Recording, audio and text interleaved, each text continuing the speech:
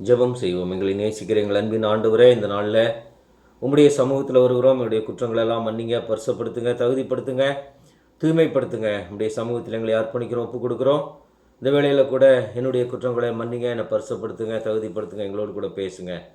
ஆண்டவரே, உம்முடைய மெல்லிய அமர்ந்த சத்தத்தை கேட்டு கீழ்ப்படி இதயத்தை மட்டும் எங்களுக்கு தாங்க. உம்முடைய சமூகத்தில் எங்களை அர்ப்பணிக்கிறோம், ஒப்புக் கொடுக்குறோம். நீர் பேசுங்க, நீர் மகிமைப்படுங்க. இயேசுவின் நாமத்திலேயே கேட்கிறோம் நல்ல பிதாவே, ஆமென். இந்த ஒரு ஞாயிற்றுக்கிழமை நாள் உங்கள் அனைவரையும் ஆண்டவராய் இயேசு கிறிஸ்துவின் நாமத்திலே வாழ்த்துகிறேன். ஒருவேளை நீங்கள் காலையில் ஆலயம் சென்றிருப்பீர்கள், தேவனுடைய வார்த்தைகளை கேட்டிருப்பீர்கள். ஆண்டவர் உங்களை ஆசீர்வதித்திருப்பார் என்று சொல்லி நான் நம்புகிறேன். இந்த மாலை நேர தியானத்துக்கு, ஞாயிற்றுக்கிழமை மாலை நேர தியானத்துக்கு உங்களை அன்போடு கூட அழைக்கிறேன். கடந்த வாரத்தில் கூட நாம் எப்படி ஆபிரகாம் ஒருவனாய் இருக்கையில் அவனை நான் அழைத்து ஆசீர்வதித்தேன் என்று ஆண்டவர் சொன்னார். அதுபோல ஒரு பெரிய பட்டியலே இருக்கிறது வேதத்தில். அந்த பட்டியலில் அநேகர் இருக்கிறார்கள். அதில் ஒருவர் தான் யாக்கோபு. இந்த யாக்கோபும் ஒரு டீனேஜ் வயது வரைக்கும் தாய் தகப்பனோடு இருந்த ஒரு வாலிப தம்பி. ஆனால் தேவனுடைய திட்டத்தின்படி அவர் தாய் தகப்பனுக்கு கீழ்ப்படிந்து தன்னுடைய வீட்டை விட்டு வெளியே சென்றார் என்று நாம் பார்க்கிறோம். வேதத்தில் அடிக்கடி நான் வாசிக்கிற ஒரு பகுதி, ரொம்பவும் பிடித்த ஒரு பகுதி, இந்த யாக்கோபினுடைய வாழ்க்கையில் நடைபெற்ற அநேக சம்பவங்கள். ஆதியாகமம் 28ஆம் அதிகாரத்தில் நாம் அதை பார்க்கிறோம். ஆதியாகமம் 28ஆம் அதிகாரத்தில் 7ஆம் வசனம், யாக்கோபு தன் தகப்பனுக்கும் தாய்க்கும் கீழ்ப்படிந்து பதான் ஆராமுக்கு புறப்பட்டு போனதை. அப்படிப்பட்ட ஒரு நிலையில் அவர் தனியாக கிளம்பி செல்கிறார். யோசித்து பாருங்கள், ஒரு டீனேஜ் பையன், அந்த அளவுக்கு உலகம் தெரியாது, தாய் தகப்பனுடைய அரவணைப்பிலேயே இருந்த ஒரு டீனேஜ் பையன், ஒரு 14-15 வயசு இருக்கலாம், ஒரு 16 வயசு இருக்கலாம், தன்னுடைய வீட்டை விட்டு கிளம்பி போகிறான். காட்டின் வழியாக பயணம் செய்கிறான். வீட்டை விட்டு, அம்மா விட்டு, அப்பா விட்டு தனியாக போய் கொண்டிருக்கிறான். அவனுக்கு ஒன்றும் தெரியாது. ஏதோ அம்மா சொன்னாங்க, அப்பா சொன்னாங்க, நான் போகிறேன்னு கிளம்பி போயிட்டான். நடுக்காட்டில் அவன் செங்கலை தலைமாட்டில் ஒரு கல்லை வைத்து படுக்கிறான். நீங்கள் அப்படி இருப்போமா? நம்ம நடுக்காட்டில் வீட்டிலேருந்து வெளியே போய் அப்பா அம்மா விட்டு ஒரு காட்டுக்குள்ளே படுத்து கிடக்கிறான். அந்த காட்டுக்குள்ளே அவன் தனிமையாக இருக்கும்போது ஆண்டவர் அவனுக்கு தரிசனமாகிறார். ஆண்டவருடைய மகாபெரிய தரிசனத்தை அவன் அங்கே பார்க்கிறான். 28ஆம் அதிகாரத்தில் பாருங்கள், அவன் சொப்பனம் காண்கிறான்.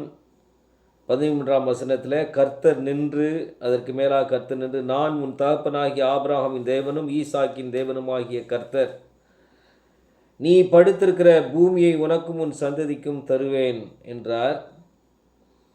15ஆம் வசனத்தில், நான் உன்னோட இருந்து நீ போகிற இடத்திலெல்லாம் உன்னை காத்து இந்த தேசத்துக்கு உன்னை திரும்பி வர பண்ணுவேன். நான் உனக்கு சொன்னதை செய்யும் அளவும் உன்னை கைவிடுவது இல்லை. ஆண்டவர் அந்த தன்னந்தனியாக நடுக்காட்டில் படுத்திருக்கிற இந்த யாக்கோபிடத்தில் ஆண்டவர் பேசுகிறார். நான் உனக்கு சொன்னதை செய்யும் அளவும் நான் உன்னை கைவிடுவதில்லை. இப்போ யாரும் இல்லை, உதவி இல்லை, அப்பா இல்லை, அம்மா இல்லை, ஆனால் ஆண்டவர் இருக்கிறார். ஸோ வந்துட்டார், வழித்துணைக்கு ஆண்டவரே வந்துட்டார். நீ என்னுடைய திட்டத்தின்படி வெளியே வந்து விட்டாய். நீ அப்பா அம்மாவுக்கு கீழ்ப்படுகிற பையன். ஆபிரகாமுடைய சந்ததியின் ஆசீர்வாதங்களை, நான் கொடுத்த ஆசீர்வாதங்களை காப்பாற்றுகிற ஒரு அருமையான வாலிப தம்பி. மகனே, கவலைப்படாதே, நான் உன்னோடு இருந்து போகிற இடத்திலெல்லாம் உன்னை காப்பேன். ஆண்டவர் பாருங்க, இன்றைக்கி உலக வாழ்க்கையில் நீங்கள் எங்கே இருக்கிறீங்க, யாரோட இருக்கிறீங்க, எப்படி இருக்கிறீங்க என்பதெல்லாம் ஒரு பிரச்சனையே இல்லை. நீங்கள் ஆண்டவர் உங்களோடு இருக்கிறாரா என்பதுதான் பிரச்சனை. ஆண்டவர் உங்களோடு வருகிறாரா, ஆண்டவர் உங்களோடு வாசம் செய்கிறாரா, அதுதான் பிரச்சனை. நான் உன்னோடு இருப்பேன் என்று ஆண்டவர் சொல்கிறார். இன்றைக்கு அதை நாம் உறுதி செய்து கொள்ள வேணும். இன்றைக்கி எத்தனையோ மனிதர்கள் நம்மை சூழ்ந்து கொண்டிருக்கிறாள் என்று சொல்லி நீங்கள் சந்தோஷமாய் இருக்கலாம். ஒருவேளை அநேக நண்பர்கள் உங்களுக்கு இருக்கலாம். அவர்களோடு சேட்டிங்கில் அநேக நேரங்களை நீங்கள் செலவழித்து கொண்டிருக்கலாம். நிறையா ஃப்ரெண்ட்ஸ் இருக்கலாம். பிஸ்னஸில், வியாபாரத்தில் நிறையா ஃப்ரெண்ட்ஸ் இருக்கலாம். வேலையில், அலுவலக ஸ்தலத்தில் நிறையா ஃப்ரெண்ட்ஸோடு இருக்கலாம். கூட்டத்தோடு அநேக மக்களோடு நீங்கள் இருக்கலாம். நிறைய பேர் உங்களோடு கூட இருக்கிற வாய்ப்பு இருக்கலாம். ஆனால் அவர்களெல்லாம் இருப்பதனால நீங்கள் ஒன்றும் கொடுத்து வைத்தவர்கள் என்று நினைத்து விட வேணாம். அப்படி நிறைய பேர் நினைக்கிறாங்க, நம்ம சுற்றி ஒரு பெரிய கூட்டம் இருந்தால் நல்லாயிருக்கும், ஜேன்னு இருக்கிறோம் நினைத்து கொள்கிறோம். அப்படியெல்லாம் இல்லை. யாக்கோபு தனி ஒருவனாய் பாலைவனத்தில் அல்லது வனாந்திரத்தில் அவன் பயணம் செய்கிறான். அப்படி யாக்கோபு வனாந்திரத்தில் பயணம் செய்யும்போது அவன் ஆண்டவருடைய தரிசனத்தை காண்கிறான், ஏணியை காண்கிறான், தேவ தூதர்களை காண்கிறான். நீங்கள் என்றைக்கு ஆண்டவர் அண்டை தனிமையாய் வர துவங்குகிறீர்களோ, என்றைக்கு உங்கள் வாழ்க்கையில் தனிமைப்படுத்தி தேவனோடு கூட உறவு கொள்ள வேண்டும் என்று நினைக்கிறீர்களோ, என்றைக்கு ஆண்டவருக்காக நீங்கள் வர நினைக்கிறீர்களோ, உலகத்தில் இருக்கிற எல்லாவற்றையும் விட ஆண்டவரே முக்கியம் என்று அவர் சமூகத்தில் தனித்து உறவாட வந்து நிற்கிறீர்களோ, அப்பொழுது ஆண்டவரும் உங்களுக்கு அதிகமாய் உங்களுக்கு வெளிப்படுவார். ஏனென்றால் உலக சத்தங்கள் இல்லை, மற்றவர் சத்தங்கள் இல்லை, மற்றவருடைய தொந்தரவுகள் இல்லை. ஆண்டவர் மட்டுமே உங்களோடு பேசுகிறார். உலக வாழ்க்கையில் குடும்பத்தில் இருந்தாலும், உலகத்தில் வேலையில் இருந்தாலும், பற்பல சூழ்நிலை இருந்தாலும் ஆண்டவரோடு தனிமையில் இருப்பதின் சந்தோஷத்தை நீங்கள் பெற்றுக்கொள்ள வேண்டும். ஆண்டவர் சொல்கிறாரு, உனக்கு தாய் இல்லை, தகப்பன் இல்லை, யாருமே இல்லைன்னு நினச்சிடாத. நான் உனக்கு சொன்னதை செய்யும் அளவும் உன்னை நான் கைவிடுவதில்லை. ஒரு டீனேஜ் வாலிபனுடைய வாழ்க்கை இவ்விதமாய் ஆரம்பிக்கிறது. ஒருவேளை அன்பான தம்பி, தங்கச்சி, உன்னுடைய வாழ்க்கை இப்படி ஆரம்பிக்குமானால் அது ஆசீர்வாதமாக இருக்கும். ஒருவேளை இன்றைக்கு உன்னுடைய வாழ்க்கையில் யாரை முன்னிட்டு, யாரை நம்பி, எதனை நம்பி வாழ்ந்து கொண்டிருக்கிறீர்கள் என்று சொல்லி எனக்கு தெரியாது. ஆனால் இந்த யாக்கோபை போல ஆண்டவரை மட்டுமே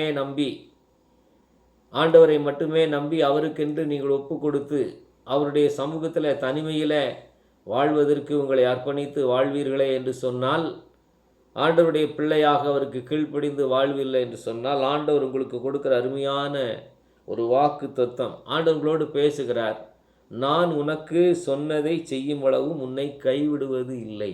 வாழ்க்கையின் கடைசி வரைக்கும் ஆண்டவர் உங்களை நடத்துவார். இந்த 16 வயசில் யாக்கோபுக்கு ஆண்டவர் வாக்கு கொடுத்தார். யாக்கோபின் மரண பரியந்தம் ஆண்டவர் கூட இருந்து வழி நடத்தினார். பாருங்கள், அதுதான் ஆண்டவருடைய பிள்ளைகளுக்கு இருக்கிற சிறப்பு. யாக்கோபினுடைய இறுதி நாள் வரைக்கும் ஆண்டவர் கூட இருந்து யாக்கோபை வழி நடத்தினார் என்று நாம் வேதத்தில் நாம் பார்க்கிறோம். நான் உனக்கு சொன்னதை செய்யும் அளவும் உன்னை கைவிடுவது இல்லை என்றார். ஆண்டவரே, வானத்தையும் பூமியை படைத்த ஆண்டவரே, வனாந்திரத்தில் தனியாக படுத்து கிடக்கிற யாக்கோபுக்கு ஆண்டவர் வாக்கு கொடுக்கிறார். ஒருவேளை அவன் வீட்டில் அப்பா அம்மாவோட பாதுகாப்போடு மட்டுமே இருப்பானால் ஒருவேளை அவனுக்கு இந்த வாக்குறுதி கிடைத்திருக்குமா என்று எனக்கு தெரியாது. ஆனால் அப்பா அம்மாவுடைய பேச்சுக்கு கீழ்ப்படிந்து ஆண்டவரை நம்பி அவன் தன்னுடைய பயணத்தை துவக்குகிறான். பயணத்தின் துவக்கத்திலேயே ஆண்டவர், நான் உன்னோடு இருப்பேன், நான் உனக்கு சொன்னதை செய்யும் அளவு உன்னை கைவிடுவதில்லை என்று சொல்கிறார். நீங்கள் அப்படிப்பட்ட ஒரு வாக்குறுதியை ஆண்டவர் யாக்கோபுக்கு சொல்கிறார். நீங்கள் உங்கள் வாழ்க்கை இப்படி ஆண்டவருக்கு அர்ப்பணித்து வாழ்வில்லை என்று சொன்னால், ஆண்டவருடைய இந்த வாக்கு தத்தம் உங்களுக்கும் சொந்தமாக இருக்கும். என்ன படிக்க போகிறோம், என்ன வேலை செய்ய போகிறோம், எப்படி இருக்க போகிறோம் என்பதை பற்றியெல்லாம் நீங்கள் கவலைப்பட வேண்டியதில்லை. ஆண்டவர் உங்களை வழி நடத்துவார். அவர் உங்களுக்கு திட்டம் வைத்திருக்கிறார். ஆண்டவருடைய பிள்ளைகளுக்கு அவர் ஒரு திட்டம் வச்சிருக்கிறார். அவர் எப்படி வேண்டுமானாலும் அதிசயமாய் உங்களை வழி நடத்துகிற ஆண்டவராக இருக்கிறார். அற்புதமாய் உங்களை கரம் சுமந்து, தோளில் சுமந்து வழி நடத்துகிற ஆண்டவராக இருக்கிறார். அப்படிப்பட்ட வல்லமையுள்ள மகத்துவமான தேவன் நம்முடைய தேவன். உலகத்தில் வீணாக பொழுதை கழிக்க வேண்டாம். நண்பர்கள் இருக்கலாம், ஆனால் நண்பர்களே கதி என்று வாழ வேண்டாம். உலகத்தில் அநேக பொழுதுபோக்குகளே கதி என்று வாழ வேண்டாம். உலகத்தில் இருக்கிற அநேக கவர்ச்சிகளையே நம்பி வீண் போக வேண்டாம். ஆண்டவரோடு கூட தனிமையில் வாழ்வதற்கும் அவரிடத்தில் தனிமையில் ஜெபித்து ஒப்பு கொடுப்பதற்கும் உங்களை ஒப்பு கொடுப்பீர்கள் என்று சொன்னால், இந்த வாக்கு தத்தம் உங்களுக்கும் பொருந்தும். ஒருவேளை உங்கள் சூழ்நிலை சரியில்லை என்று சொல்லி நினைக்கலாம். அப்பா அம்மா சரியா இல்லை, படிக்க வைக்கிற அளவுக்கு வசதி இல்லை, அல்லது எத்தனையோ காரணங்கள் இருக்கலாம். ஆனால் அதை பற்றியெல்லாம் ஆண்டவர் கவலைப்படுறதில்லை. நீங்கள் ஆண்டவருக்கு ஒப்பு கொடுத்தீங்கன்னா, நான் உனக்கு சொன்னதை செய்யும் அளவும் நான் உன்னை கைவிடுவதே இல்லை என்று ஆண்டவர் வாக்கு பண்ணி அப்படியே உங்களை கைவிடாமல் வழி நடத்துகிற ஆண்டவராக இருக்கிறார். பாருங்க, யாக்கோபு நித்திரை தெளிந்து எழுந்து இது தேவனுடைய ஸ்தலம் என்று சொல்கிறான். அதற்கு யாக்கோபு 3 உடன்படிக்கைகளை ஆண்டவரோடு செய்கிறார். அந்த யாக்கோபு செய்கிற உடன்படிக்கைகளை பாருங்கள். 20ஆம் வசனத்திலிருந்து, ஆதியாம் 28:20 அப்பொழுது யாக்கோபு, தேவன் என்னோட இருந்து நான் போகிற இந்த வழியில் என்னை காப்பாற்றி உண்ண ஆகாரமும் உடுக்க வஸ்திரமும் எனக்கு தந்து என்னை என் தகப்பன் வீட்டுக்கு சமாதானத்தோடே திரும்பி வர பண்ணுவாரானால் கர்த்தர் எனக்கு தேவனாய் இருப்பார். நான் தூணாக நிறுத்தின இந்த கல் தேவனுக்கு வீடாகும். தேவரீர் எனக்கு தரும் எல்லாவற்றிலும் உமக்கு தசம பாகம் செலுத்துவேன் என்று சொல்லி பொருத்தனை பண்ணி கொண்டான். ஆண்டவர் அப்படி என்னை காப்பாற்றுவாருன்னா கலக்கத்தோடு அநேக தீவிலோடு பயத்தோடு தான் அந்த யாக்கோபு அன்றைக்கி படுத்திருக்கிறான். வீட்டை விட்டு வந்துட்டோம் பாருங்கள், அவனுடைய கவலை எல்லாம் வெளிப்படுது பாருங்கள். எனக்கு யார் இனிமேல் சாப்பாடு கொடுப்பா, எங்கே சாப்பிடுவேன், அந்த கவலை அவனுக்கு இருக்குது. எனக்கு உண்ண ஆகாரம் யார் கொடுப்பா, உடுக்க வஸ்திரம் எங்கேருந்து கிடைக்கும், அதெல்லாம் தெரியாது. ஆனால் அப்பா அம்மா சொல்லிட்டாங்க, ஆண்டோடைய திட்டம் கீழ்ப்படிஞ்சு போயிட்டான், அவ்வளோதான். யார் கொடுப்பாங்க, சாப்பாடு எங்கே கிடைக்கும், துணி எங்கே கிடைக்கும், அதெல்லாம் தெரியாது. ஆனால் ஆண்டவரை நம்பி அப்பா அம்மா கீழ்ப்படிஞ்சு கிளம்பிட்டார், வாழ்க்கையை ஆரம்பிச்சிட்டார் பாருங்க. அந்த கவலையெல்லாம் இருக்கும் இல்லை, அந்த கவலை இல்லாமல் இருக்காது. வாலிப காலங்களில் நம்முடைய வாழ்க்கையில் கூட பெரியவங்களுக்கு கூட என்ன நடக்கும், அடுத்தது சாப்பாட்டுக்கு என்ன செய்ய போகிறோம், அடுத்தது பிள்ளைகளுக்கு என்ன செய்ய போகிறோம், என்னென்னவோ கவலைகள் தேவைகள் எல்லாம் நமக்கு இருக்குது, இல்லைன்ட்டு இல்லை. அந்த பயங்கள் எல்லாம் உள்ளுக்குள்ளே இருக்க தான் செய்யும். அந்த பயங்களோடு அந்த இரவில் அவன் முழுவதுமாக தூங்கியிருப்பாரான்னு எனக்கு தெரியாது. யோசிச்சிருப்பார், வீட்டை விட்டு வெளியே கிளம்புறோம், அப்பா அம்மா நல்ல சந்தோஷமாக என்னை வச்சுருந்தாங்க, அம்மா நல்லா ருசியாக சாப்பாடுலாம் போட்டாங்க, இப்போ எனக்கு யார் சமைச்சு கொடுப்பா, யார் சாப்பாடு கொடுப்பா, எனக்கு எங்கே போய் துணி எனக்கு கிடைக்கும், நான் எங்கே தங்குவேன், எனக்கு ஒன்றுமே தெரியல. யோசிச்சு பாருங்கள், திடீர்னு அப்படி நீங்கள் தெருவில் விட்டால் எப்படி இருக்கும். அப்படி யாக்கோபு யோசிக்கிறாரு. அவருக்கு ஆண்டவர் நான் உனக்கு சொன்னதை செய்யும் அளவு கைவிடுதல்னு சொல்லி வாக்கு தத்தமும் கொடுக்குறாரு. அப்போது அவர் அப்படி புரண்டு படுத்திருக்காரு. எனக்கு என்ன நடக்கும், சாப்பாடு, என்னுடைய வாழ்க்கை, என்னுடைய வருங்காலம் எப்படி இருக்கும், அப்படிப்பட்ட கவலைகளோடு உங்கள் வாழ்க்கை நடத்தி கொண்டிருக்கிற அருமையான பிள்ளைகளே, நீங்கள் யாக்கோபை போல ஆண்டவருக்கு ஒப்பு கொடுத்து வாழ்வில் என்று சொன்னால் அவர் உங்களை வழி நடத்துவார். உங்களை தனியாக தான் இருக்கிறேன்னு நினைக்கிறீங்களா, ஆனால் ஆண்டவரோடு கூட இங்கே இருப்பீங்கன்னு சொன்னால் ஆண்டவர் கூட இருந்தால் போதும். உங்களுக்கு எங்கே வேணாலும் கொண்டு போய் சேர்ப்பார். எவ்வளோ உயர்ந்த இடத்துல உங்களை கொண்டு போய் வைத்திருப்பார். சாப்பாடோ வாழ்க்கை ஆதாரமோ எதுவுமே உங்களுக்கு பிரச்சனை இருக்காது. அப்படி ஆண்டவர் எனக்கு செய்வார் என்று சொன்னால் என்னை காப்பாற்றி உண்ண ஆகாரமும் உடுக்க வஸ்திரமும் எனக்கு தந்து, அதெல்லாம் கூட எனக்கு கிடைக்குமான்னு தெரியாது. அந்த டைமில் தான் அவர் அப்படி யோசிக்கிறார், எனக்கு கிடைக்குமான்ற ஒரு பயத்தில் தான் இருக்கார். அப்படி ஆண்டவர் கொடுப்பாரானால் என் தகப்பன் வீட்டுக்கு சமாதானத்தோடே திரும்பி வரப்படுவாரானால் கர்த்தர் எனக்கு தேவனாக இருப்பார்.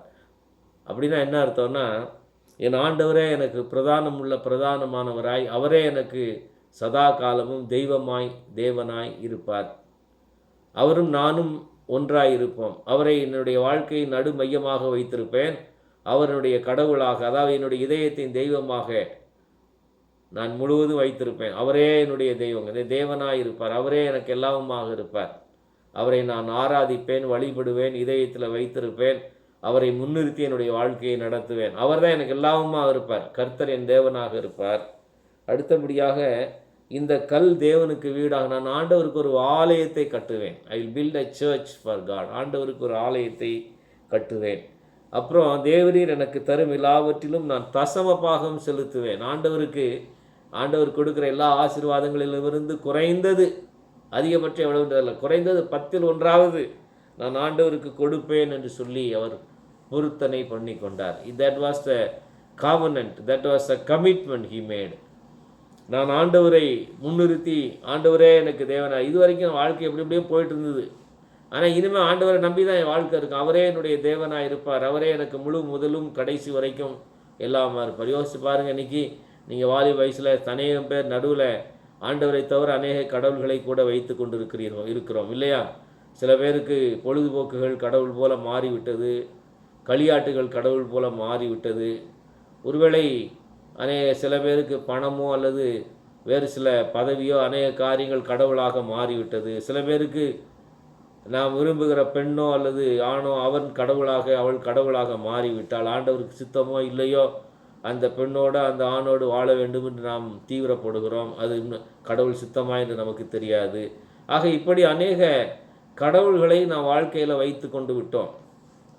ஆனால் யாக்கோபை பொறுத்த அளவுக்கும் எனக்கு அவர்தான் கடவுள், என் ஆண்டவர் தேவன் தான் எனக்கு கடவுளாக இருப்பார், அவரே எனக்கு முழு முதலாய் முக்கியத்துவமாக இருப்பார். என்னுடைய யெகோவா ஆண்டவர் தெய்வமே எனக்கு கடவுளாக இருப்பார் என்று அவர் முடிவெடுக்கிறார். நீங்கள் எப்படி முடிவெடுக்கிறீர்கள்? இன்றைக்கு வாலிப சமுதாயத்தில் இருக்கிற அருமையான பிள்ளைகளும் பெரியவர்கள் அநேக கடவுள்களை வைத்திருக்கிறோம். உலகத்தில் ஏராளமான பிரபலங்களை கடவுளாக வைத்திருக்கிறார்கள்.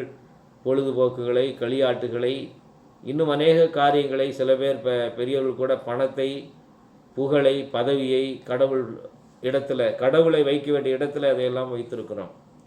அப்படியெல்லாம் இருப்போமானால் நாம் மனம் திரும்ப வேண்டும். அதெல்லாம் எனக்கு இருக்காது, கடவுள் மட்டுமே. அதை நீங்கள் பின்னாடி வாழ்க்கையில் பார்த்தீங்கன்னா யாக்கோபுக்கு ஆண்டவர் மட்டும்தான். கடைசி வரைக்கும் நான் யாக்கோபை பற்றி அப்பப்போ பேசுவேன். கடவுளை தவிர வேறு எதுவுமே இல்லைன்னு தான் வாழ்ந்தார் அவர். வேறு எதையும் பெருசாக நினைக்கல. ஆண்டவருக்கு ஆலயம் கட்டுவேன்னு சொன்னார். ஆண்டவருக்கு ஒரு ஆலயத்தை அவருக்கு தேவனுக்காக பலிபீடம் கட்டினார். அந்த காலத்தில் ஆலயங்கள் என்றால் பலிபீடம் என்ற அர்த்தம். பலிபீடங்கள், ஆல்டர் ஆஃப் காட் கட்டுவேன்னு சொன்னார். அப்படி கட்டினார். ஆண்டவருக்கு தனக்கு கிடைத்த எல்லாவற்றிலும் அவர் தசம பாகம் செலுத்துவேன், எல்லாவற்றிலும் 10% கொடுப்பேன். ஆண்டவர் உங்களை உயர்த்தும் போது, உங்களை ஆசீர்வதிக்கும் போது, ஆண்டவருக்காக குறைந்தபட்சம், அதிகபட்சம் எவ்வளோ வேண்டுமானாலும் கொடுக்கலாம். 10% நான் ஆண்டவருக்காக கொடுப்பேன். சில பேர்லாம் ஆண்டவர் உங்களை உயர்த்தும் போது எவ்வளவு கொடுப்பேன் அப்படின்னு சொல்லி நீங்களே நினைத்து கொடுக்க வேண்டும். சில சமயத்தில் ஆலயத்தில் கொடுக்க வேண்டும், நிர்பந்தத்தினால கொடுக்கக்கூடாது. ஆலயத்தில் எவ்வளோ கொடுத்தாலும் வாங்கிக்குவோம். நாங்கள் ஒன்றும் சொல்லவும் மாட்டோம், செய்யவும் மாட்டோம். ஆண்டவருக்கு உங்களுக்கு உரிய விஷயம் கண்டிப்பாக கொடுங்கள் என்று நான் சொல்ல மாட்டேன். உங்களுக்கும் ஆண்டவருக்குள்ள விஷயம். நீங்கள் கொடுப்பீர்கள் என்றால் ஆண்டவர் உங்களை ஆசீர்வதிப்பார், அவ்வளவுதான். நீங்கள் இவ்வளோதான், அவ்வளோ கண்டிப்பாக கொடுக்க வேண்டும் என்று நானும் சொல்ல மாட்டேன். நீங்கள் கொடுப்பதும் கொடுக்காமல் இருப்பதும் ஆண்டவருக்கு உங்களுக்குள்ள விஷயம். நீங்கள் கொடுக்கும்போது ஆண்டவர் உங்களை கனம் பண்ணுகிறார், ஆசீர்வதிக்கிறார். தசம பாகம் எல்லாவற்றிலும் நான் செலுத்துவேன் என்று அவன் தீர்மானம் பண்ணி தன் வாழ்க்கையை ஆரம்பித்தார். அப்படி வாழ்க்கையை ஆரம்பித்து யாக்கோபு கடைசி வரைக்கும் குறைவில்லாமல் தான் இருந்தார், தவிர எந்தவித குறையும் அவருக்கு வந்ததாக நான் வேதத்தில் பார்க்கவே இல்லை. He was a blessed man always. வாழ்க்கையின் கடைசி வரைக்கும் ஆசீர்வதிக்கப்பட்ட ஒரு தெய்வீக மனிதனாகத்தான் ஆண்டவர் இருந்தார். சரி, நான் ஒன்று சொல்லி நான் முடிக்க ஆசைப்படுறேன். அநேக காரியங்களை நான் சொல்லலாம், ஆனால் எனக்கு நேரம் இல்லை. ஆனால் ஒரே ஒரு காரியம். சரி, இப்படிலாம் வாழ்க்கை ஆரம்பித்தாரா? உணவு, உடையெல்லாம் ஆண்டவர் கொடுத்தாரா? அதெல்லாம் ஆண்டவர் கொடுத்தாருன்னு சொன்னால் நான் இதெல்லாம் செய்வேன்னு சொன்னார். ஆமாம், ஆண்டவர் கொடுத்தார். பாருங்கள், அவர் கேட்குறதுக்கும் எதிர்பார்த்ததுக்கும் அதிகமாகவே கொடுத்தார். ஆதியாகமம் 32 அதிகாரம் 10 வசனத்தில், அடியேனுக்கு தேவரீர் காண்பித்த எல்லா தெய்வுக்கும் எல்லா சத்தியத்துக்கும் நான் எவ்வளவேனும் பாத்திரன் அல்ல. நான் கோலும் கையுமாய் இந்த யோர்தானை கடந்து போனேன், இப்பொழுது இவ்விரண்டு பரிவாரங்களையும் உடையவன் ஆனேன். அவர் திரும்ப நாட்டுக்கு வரும்போது அவர் சொல்கிறார், வெறும் கோலும் கையுமா ஒரு கையில் ஒரு குச்சியை பிடிச்சிட்டு நான் இந்த பெத்தேல் வழியாக நடந்து போனேன் பாருங்கள், வனாந்தரத்தில், காட்டுக்குள்ளே. இப்போ ஏராளமான ஆடு மாடுகளோடு, வேலைக்காரிகளோடு, மனைவி பிள்ளைகளோடு நான் இந்த ஊருக்கு போயிட்டுருக்கேன் நினைக்கிறாரு. நான் ஒன்றும் இல்லாமல் வந்தேன். யோசித்து பார்க்குறாரு. அவர் வர வழி அப்படியே பார்க்குற, அந்த வழியில் தான் நான் வந்தேன், ஒன்றுமே இல்லை எனக்கு. வரும்போது ஒரு தன்னந்தனியாக ஒரு கையில் ஒரு குச்சியை வச்சுக்கிட்டு நான் இருந்தேன். இன்றைக்கி பார்த்தீங்கன்னா ஒரே ஆடு மாடு மந்தை, எவ்வளோ பெரிய கூட்டம் இருக்கிறது. ஆண்டவர் அவர் கேட்டதற்கும் அதிகமாக, வெறும் உணவு ஆகாரம் இல்லை, அதை விட அதிகமாகவே அவரை கொடுத்து ஆசீர்வதித்தார். அப்படி உங்களை ஆசீர்வதிக்கிற ஆண்டவர், நான் உனக்கு சொன்னதை செய்யும் அளவும் நான் உன்னை கைவிடுவதே இல்லை. அவரை நம்பி வாழுங்கள், உங்களுக்கு நல்லது. கடைசி வரைக்கும் ஆண்டவர் உங்களை காப்பாற்றுவார். இது நீங்கள் உங்களுக்காக, உங்களுடைய வாழ்க்கைக்காக ஆண்டவர் உங்களை அழைக்கிறார். வாழ்க்கையின் வழிநடத்துதலுக்காக, ஆசீர்வாதத்துக்காக நீங்கள் எடுத்துக்கொள்ள வேண்டிய வசனம், யாக்கோபை போல் ஆண்டவரோடு வாழ்ந்து தனித்து வாழ்ந்து பரிசுத்தமாக இருந்து ஆண்டவரை பற்றி பிடித்து கொள்ளும்போது இப்படி ஆண்டவர் உங்களை கடைசி வரைக்கும் உங்களை வழி நடத்துவார். நான் உனக்கு சொன்னதை செய்யும் அளவும் அவர் கைவிடுவதே இல்லை என்று சொன்னார். அவர் சொன்னது சொன்னது, அது மனிதன் அல்ல, மனம் மாற ஒரு மனிதன் அல்ல, அது மனிதனுடைய வார்த்தைகள் அல்ல, அது தேவனுடைய வார்த்தைகள். அது உங்களுக்கும் அது அப்படியே நடக்கும். யாக்கோபின் தேவன் உங்களுக்கும் தெய்வமாயிருப்பார். இப்படியாக யாக்கோபை போல நாம் ஆசீர்வதிக்கப்படுவோம். ஆண்டவர் நம்மை ஆசீர்வதிப்பாராக. ஜெபம் செய்வோம். எங்களை நேசிக்கிற எங்கள் அன்பின் ஆண்டவரே, இந்த ஞாயிற்றுக்கிழமை நாளில் எங்களை வழி நடத்துகிறீர், உமக்கு நன்றி செலுத்துகிறோம். தொடர்ந்து நீர் எங்களோடு கூட பேசும், உடைய மெல்லிய சத்தத்தை கேட்டு கீழ்ப்படி இதயத்தை தாரும். இதனால கூட ஆண்டவரே, நம்முடைய பிரசனம் உடைய கிருபை எங்களோடு இருக்கட்டும், இந்த வாரம் முழுவதும் இருக்கட்டும் சுவாமி. யாரெல்லாம் சுகவீனமாய் பலவீனமாய் இருக்கிறார்களோ அவளையெல்லாம் நீர் தொட்டு சுகப்படுத்துங்க, பலப்படுத்துங்க, நம்முடைய கரத்தில் அணைத்து கொள்ளுங்க, ஆசீர்வதிங்க, தேவையில் எல்லாவற்றையும் சந்திங்க. ஆண்டவரே, நம்முடைய கரத்தில் அவளை ஒப்பு கொடுக்குறோம். யாரெல்லாம் சுகவீன பலவீனமோடு இருக்கிறார்களோ அவளை தொட்டு சுகப்படுத்தும். தேவனுடைய வல்லமை கிருபையுடைய வாழ்க்கையில் இறங்குவதாக, பரிசுத்தப்படுத்துவீராக. இந்த வாரத்தை முழுவதும் ஆசீர்வதித்து தாரும். துதிகன மகிமை எல்லாவற்றுமக்கே செலுத்துகிறோம். இயேசு கிறிஸ்துவின் நாமத்திலேயே தாழ்மையோடு கூட வேண்டிக் கொள்கிறோம் எங்கள் நல்ல பிதாவே, ஆமேன். நம்முடைய கர்த்தராகிய இயேசு கிறிஸ்துவனுடைய கிருபையும் பிதாவாகிய தேவனுடைய அன்பும் தூய ஆவியானவருடைய ஐக்கியமும் நம் அனைவரோடும் இன்றும் என்றும் சதா காலமும் தங்கி தரித்திருப்பதாக, ஆமேன். என் ஆத்துமாவே கர்த்தரை ஸ்தோத்திரி, என் முழு உள்ளமே அவருடைய பரிசுத்த நாமத்தை ஸ்தோத்திரி. என் ஆத்துமாவே கர்த்தரை ஸ்தோத்திரி, அவர் செய்த சகல உபகாரங்களையும் மறவாதே, ஆமேன்.